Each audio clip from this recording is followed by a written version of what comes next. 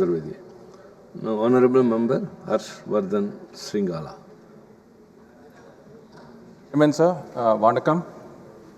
Thank you very much for giving me this opportunity to speak on this important sustainable harnessing of atomic energy for transformation, or what is called the Shanti Bill.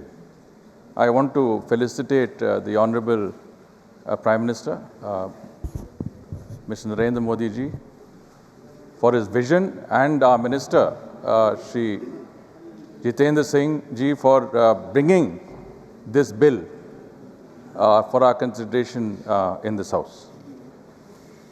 Mr. Chairman, sir, India stands today at a decisive juncture in its energy journey. The Shanti Bill is a reform that will shape India's civil nuclear sector for generations to come. This bill modernizes the Atomic Energy Act 1962, ends decades of fragmented governance, and establishes India's first liberalized, investment-ready framework for nuclear power, while firmly safeguarding national security and public safety. Sir, I want to also convey to you that in my capacity as Foreign Secretary of the Government of India from 2020 to 2022, I was an ex officio member of the Atomic Energy Commission, which oversaw the nuclear energy, in our entire nuclear energy program. In the Atomic Energy Commission, a lot of the discussions were on the liberalization of our nuclear energy sector. And I'm very happy that today we are seeing the conclusion of that process in the Shanti Bill that is before us.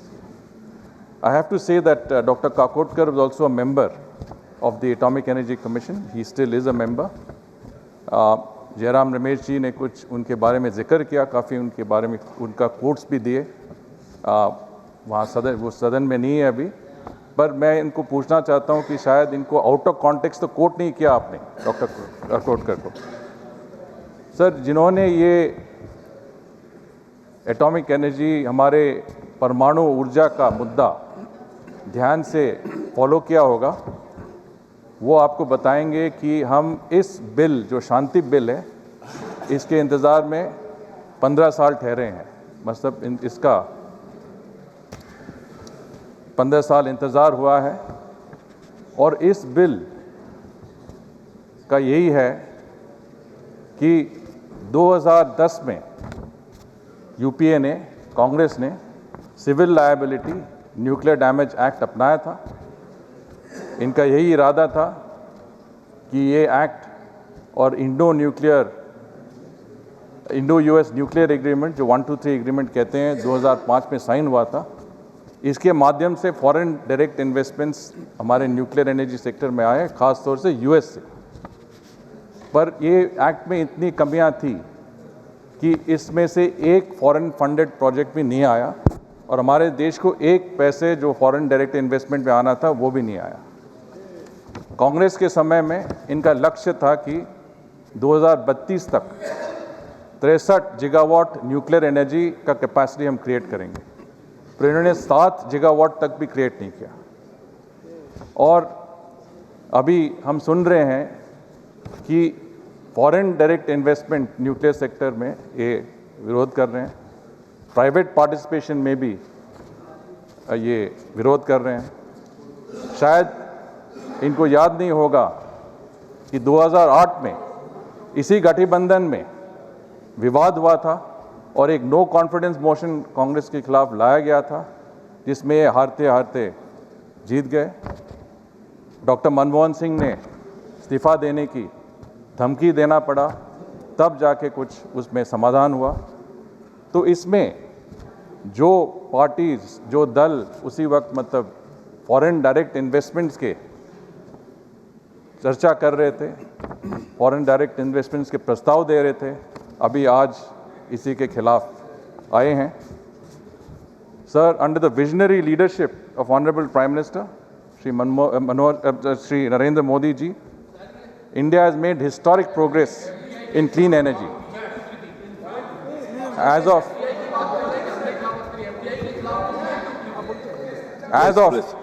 late 2025, He should yield. He is not yielding. He is not yielding. Sir, in 20... Please, sir. Rajiv. Rajiv ji, please, sir. I am only giving, sir, what are facts of the matter. No, he is not yielding. And this is the response to what Mr. Jairam Ramesh has said.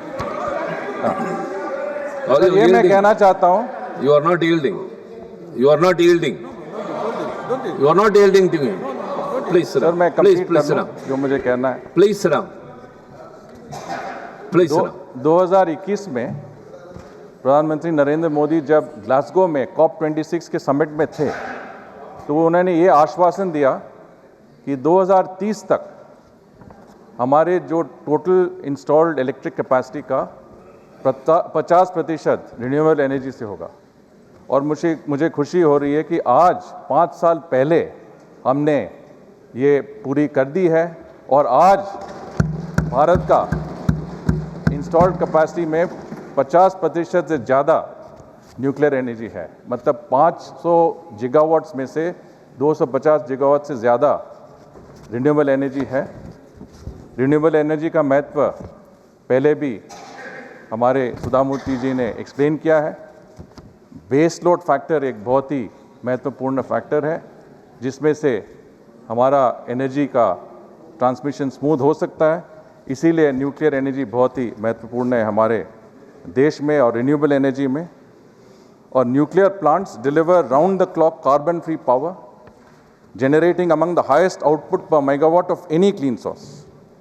As India prepares to retire aging coal plants and as electricity demand more than doubles by 2040, nuclear energy, sir, becomes a core pillar of sustainability, grid stability, and energy security. Sir, I want to just briefly outline the advantages of the Shanti bill because there has been a lot of statements that have not fully understood what this offers. The Shanti bill enables controlled private, foreign, and joint venture participation in nuclear power generation while ensuring that strategic functions such as uranium enrichment, fuel reprocessing, and spent fuel management remain exclusively with the Government of India. Let me state clearly, this is not privatization, this is partnership with accountability. Now, there are many who have talked about the fact that we should oppose foreign direct investment, we should oppose privatization. On that, I want to say that the vision of Prime Minister Modi is to take our nuclear power sector to 100 gigawatts by 2047. Today, we are at close to 9 gigawatts. And that will bring India, make India not only a player, a global player, but one of the leading global players in the world. Now, for that, we need an investment over 19 lakh crore. And that is clearly not possible from the realm of the public sector.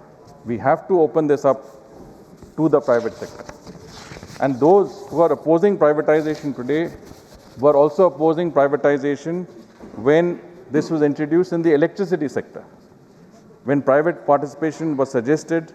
But today, India is the world's third largest power producer in the world. Similarly, when there was an opposition to telecommunications sector being liberalized and the private sector coming in, today we can see that this has become, internet telephony is one of the cheapest in the world and is the largest in scale anywhere in the world in India, again due to private sector participation. In the defense sector, where there was a lot of skepticism about the involvement of private players, during the UPA government, 70% of our equipment, defense equipment, had to be imported. Today, I'm very happy to say that under the Modi Sarkar, 65% of our defense equipment is manufactured in Atmanirbhar Bharat. So that, I think, is something that we need to keep in mind. Honorable Sir, I want to say that our technological foundations are solid and indigenous. India's pressurized heavy water reactors, fast breeder reactor program, and the 700 megawatt reactor fleet now have over 90% domestic content.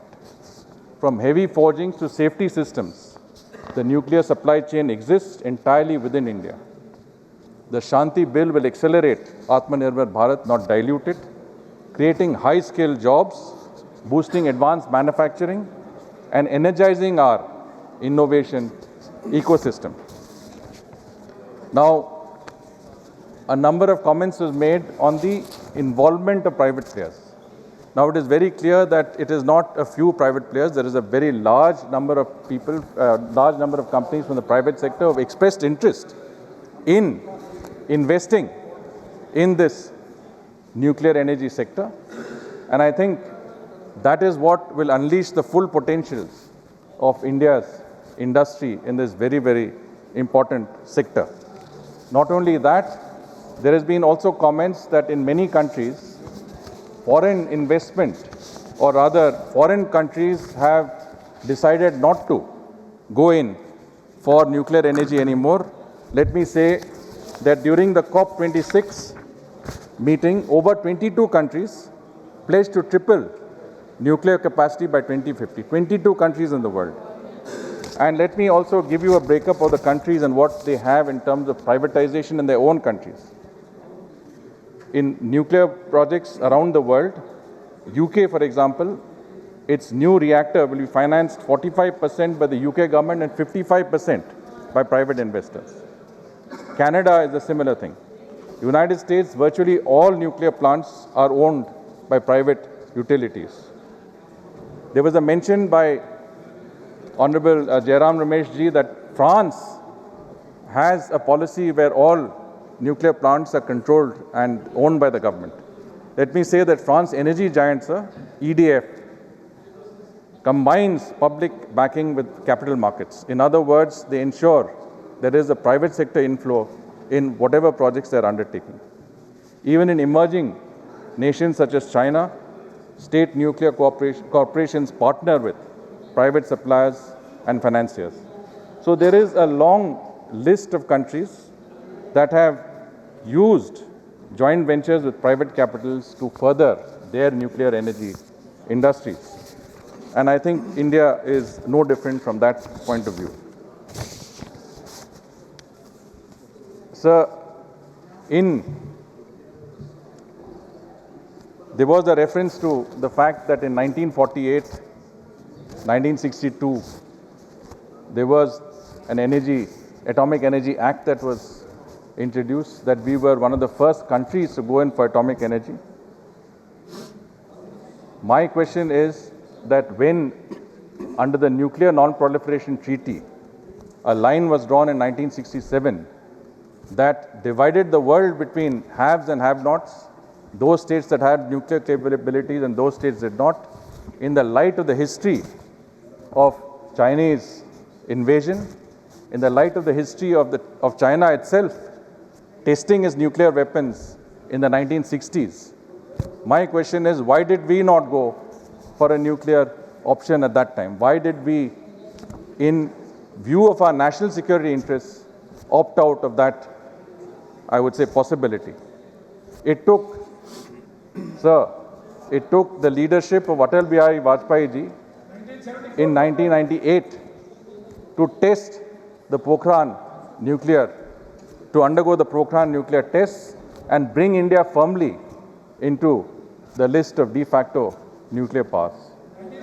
And what I want to also say is that, sir, that was conducted as a peaceful nuclear test for civil nuclear energy purposes. I think that was very, very clearly specified.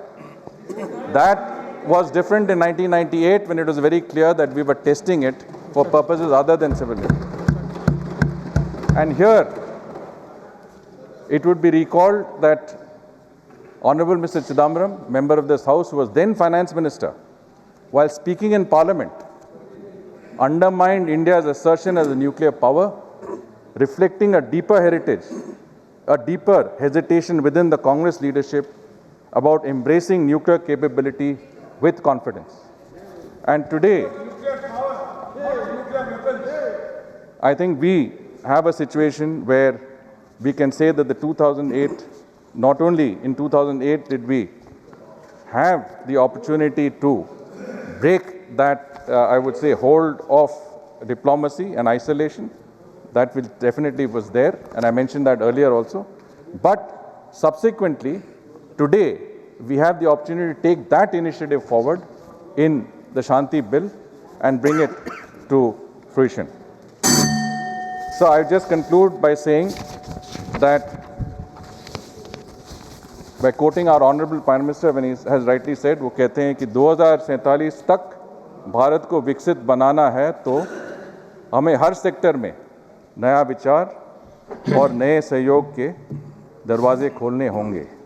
Opening the nuclear sector is a calibrated, regulated and responsible manner, in a calibrated manner, is precisely such a step to make India not only one of the world's players, but one of the world's greatest players in the nuclear energy sector.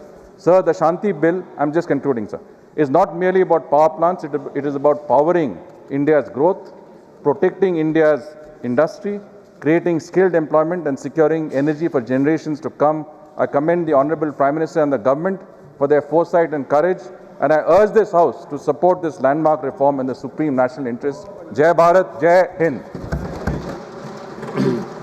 Thank you, Thuru Harshavardhan avarkale.